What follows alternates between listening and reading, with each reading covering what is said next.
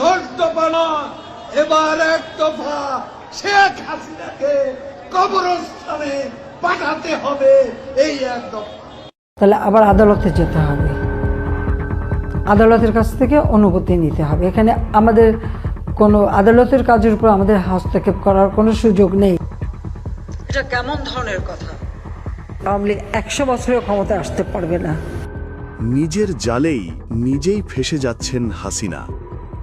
ভারত থেকে বিবিসিকে দেওয়া সাক্ষাৎকারে সাবেক প্রধানমন্ত্রী শেখ হাসিনা জুলাই গণহত্যার অভিযোগ অস্বীকার করেছেন এবং তার অনুপস্থিতিতে চলা বিচারকে ক্যাঙ্গারু কোর্ট ও রাজনৈতিক প্রহসন বলে আখ্যায়িত করেছেন।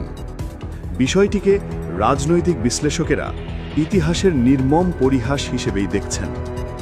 যে আন্তর্জাতিক অপরাধ ট্রাইব্যুনাল শেখ হাসিনার নিজের হাতে গড়া, আজ যখন সেই ট্রাইব্যুনালের কাঠগড়ায় তিনি নিজেই, তখন তা হয়ে গেল ক্যাঙ্গারু কোর্ট।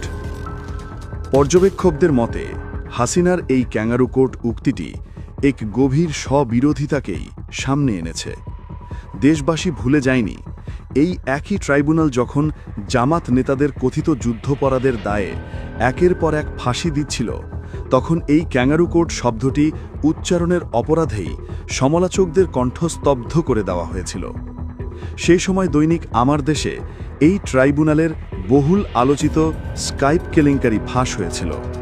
তৎকালীন বিচারক বিচারপতি নিজামুল হক নাসিম এবং ব্রাসেলস ভিত্তিক আইন বিশেষজ্ঞ আহমেদ জিয়াউদ্দিনের মধ্যকার কথোপকথন প্রকাশে এসেছিল, যেখানে রায় প্রদানে বাইরে থেকে নির্দেশনা দেওয়ার প্রমাণ মেলে। কিন্তু সত্য প্রকাশের পরিণতিতে আমার দেশ পত্রিকা এবং তার সম্পাদকের উপর নেমে আসে দমনপীড়ন, বন্ধ করে দেওয়া হয় প্রতিষ্ঠানটি।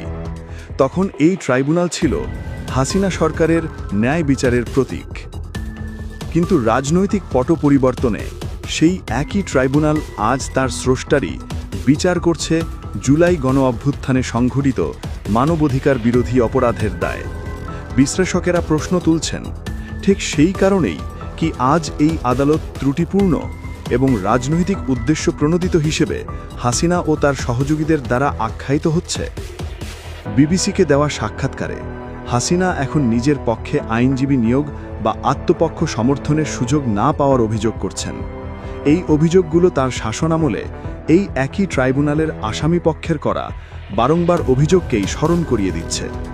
এতে স্বাভাবিকভাবেই প্রশ্ন উঠছে, তাহলে শেখ হাসিনা কি প্রকারান্তরে স্বীকার করে নিচ্ছেন যে তার আমলে এই ট্রাইব্যুনালে যাদের বিচার হয়েছিল তারা সবাই রাজনৈতিক হিংসার শিকার?